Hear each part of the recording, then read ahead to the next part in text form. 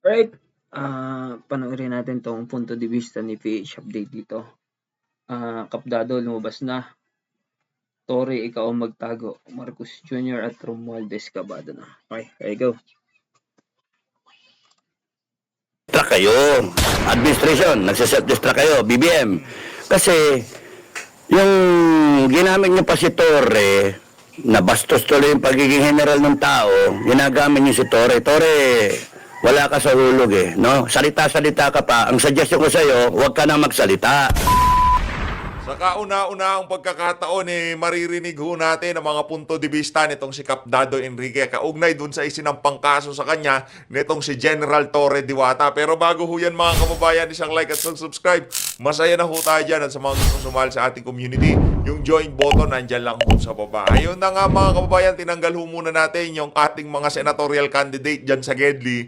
Kasi nag-adjust ho ang numero. Itong si Pastor Apollo Kibuloy from 52 ngayon ho 53 na. Kaya hindi pa ho natin nakita yung official ballot, no. Yung i-download ho muna natin sa Comelec. Sa mga susunod na video natin, ilalagay ho natin diyan sa Gedli yung mga updated number ng ating mga sinusuportahang kandidato. Pero bago ho yan mga kababayan, dito talagang si Lucas Bersamin. Kagyat nakadepensa ho siya dito kay Marcos Jr. Sa bagay, ano nga naman trabaho niya diyan kung hindi depensa ng mga kabalbalan ng kanyang amo na si Marcos Jr. Naturingan ka pa ng mga naging Chief Justice pero puro falsipikado ang mga pinagagawa mo. Alangan naman magsinungaling itong si Congressman na Unga. Beto mga kababayan, pakinggan natin ang mga banat nito si Lucas Bersamin. Iyong, gang. Tinawag na fake news ng palasyo ang umano'y mga blankong pahina sa pinirmahang 2025 national budget. Ayon kay Executive Secretary Lucas Bersamin, malisyoso raw na nagpapakalat ng fake news ang ilan kabilang ang isang dating pangulo tungkol sa national budget.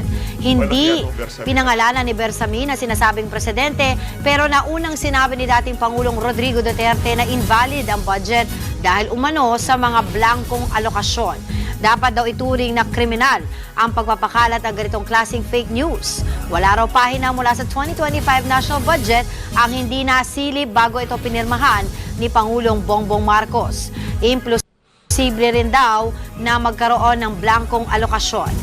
Yan ho ang naging pagdepensa nitong si Lucas Bersamin kaugnay dyan sa budget na pinirmahan nitong si Marcos Jr. Palsipikado ho, pinirmahan pa rin. Kasi nga naman, maraming kikita dyan na malapit dyan sa Malacanang. Ang problema ho dito, Congressman tuloy, Executive Secretary Lucas Bersamin, nagsalita na rin ho itong si Senator Amy Marcos kaugnay sa budget na yan. Heto ang sinabi niya noong nakaraang taon pa. Nakaraang taon pa lang ho mga kababayan.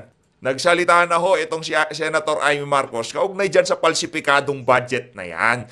Di naman ho namin sinasabing pinirmahan ni Marcos Jr. na blanco na tila bagang blankong cheque ang ating 2025 budget. Siyempre, nalagyan na ng laman yan. Ito talagang si Executive Secretary Lucas Bersamin. Parang eng-eng naman eh. Alangan naman na pipirmahan niya blanco. Natural.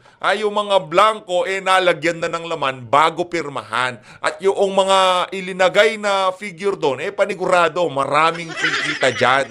Kaya naman ho mga kababayan, noon pa lang hong Disyembre sa nakalipas na taon, nagsalita na ho itong si Senator Amy Marcos dyan sa palsipikadong budget na yan, na pilit dinidepensahan ng administrasyon nitong si Marcos Jr. Ito ang mga punto de vista nitong si Senator Amy noong December 18, 2024. Dumating ang ika-11 ng Disyembre, ang petsa ng pangalawa at huling Vice Cam meeting. Uulitin ko po, ang ikalawa at huling meeting itong Vice Cam na ito, minabuti kong hanapin ang mga papeles at dokumento bago sana magsalita at magbigay ng anumang reaksyon. Ngunit, sa kasamaang palad, hanggang ngayon, lahat kami ay nangangapa sa dilim.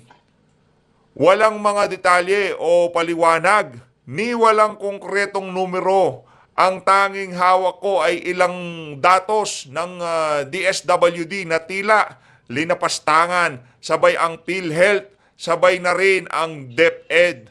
Kaya't sa kabila ng pagnanais kong makiisa, hindi ako pumirma sa kahit anong papel hinggil sa BICAM report vice cam report na yan at nagsusulong magbawas ng pera sa mga lehitimong proyekto para lamang ipasok ang akap. Lakihan ng bilis-bilisan ang MAIP at pagpiestahan ng DSWD. Papaano naman ako pipirma sa blankong kulang-kulang na papel? Nako, yan ba yung pinakita nitong si dating Pangulong Rodrigo Duterte na blanco? Ngayon ho, itong si Lucas Bersamin, dinidepensahan niya. Kesyo fake news daw. Di naman namin sinasabi na pinirmahan ni Marcos Jr. na blanco yung mga papeles. Ang sinasabi natin dito, dun sa vice cam, dun sa vice cameral committee, doon ho yung mga blanco na pinirmahan ng mga walang yang congressman at walang yang mga senador. At pagdating dyan sa Malacanang, pinaglalagyan nila ng figure. Yun lang naman ho ang ating dyan. Kumbaga, malamang yun ang nangyari. Binigyan ng hinayaan ng executive na maglagay ng kung ano-anong figure dyan sa mga blankong dokumento na yan na ipinakita netong si Congressman Isidro Ungab. Yang si Congressman Isidro Ungab, meron hong access yan sa mga dokumento. Ikaw, Lucas Bersamin, nung napunta sa inyo yung dokumento na yan, malamang nung ipinakita sa iyo yan, meron ng mga figure. Kaya yung sinasabi mong fake news ni Tatay Digong, wala naman sinasabi na pinirmahan ni Marcos Jr. Ang problema yung nasa Vice Cameral Conference Committee. Pinirmahan nila yung mga blankong dokumento at pinasa siguro diyan sa Malacanang at doon nila pinaglalagyan ng figure. Mga walang yato. Huwag nyo nang lokohin ng sambayan ng Pilipino, kaya nagagalit sa inyo yung si Capdado Enrique. Dagdag pa ho nitong si Senator Amy Marcos, sa hindi malamang dahilan, ni wala akong natanggap na kahit anong tugon, hindi pinakinggan ng aking pakiusap. Naku, nakiusap pa pala ho itong ating Senator Mangga. Mantakin nyo, Mangga yan, pero nakikiusap.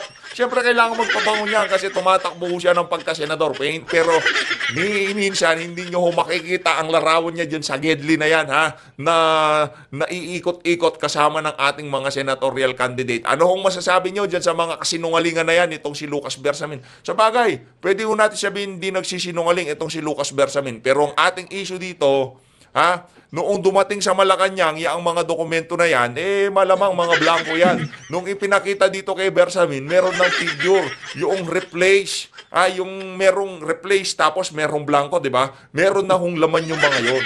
Kaya ikaw, Lucas Bersamin, huwag kang magbibu-bibuhan, kaya nagagat kang si Capdado. Cap, banatan mo na sila. Ito, Decided to maintain silence para lumabas sa lungga yung mga kaaway. Kasi na-observe namin, maraming pinapasok sa amin na sa grupo, sa FGF, itong administration, maraming nakipag-meet, maraming kumakabit. Tapos yun yung with the intent na i-monitor yung kilos namin, yung galaw namin, i-monitor yung aming mga intention. Sa sobrang dami ho ng FGF, talagang napasukan na ho sila, no? Kasi sabi nitong si Capdado, pagka ika nga napuno na ang salok, palabahin mo na lahat ng miyembro ng FGF para talagang makalampag na itong administrasyon na to. Napakarami ho niyan, mga kababayan. Hindi yung nagbibiro yan si Capdado pagka sinabi niyang madami ang miyembro ng FGF. So, nagwi-weed out kami ng mga hindi ka nais-nais, no? So, ano lang, at least nalaman namin, tsaka dumaming troll, tsaka vlogger na bumibira sa akin. Okay lang yon kasi screenshot lang ng screenshot yung mga kasama, no? Screenshot ng screenshot, pag umikot ang mundo, yari kayo. Yari talaga kayo. Good luck sa inyo.